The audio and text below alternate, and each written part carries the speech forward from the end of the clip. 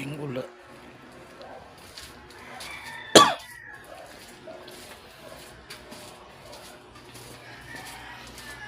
Good morning.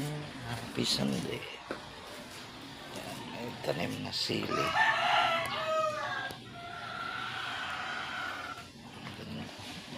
Buhay na. Lakas ng ulan dito ngayon eh. Dito yun sa kilid ng ano.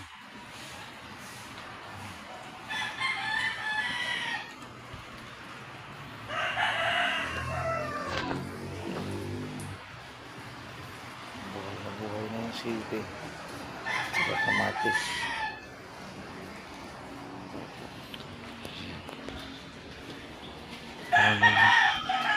May saging rin tayo. Good morning everyone.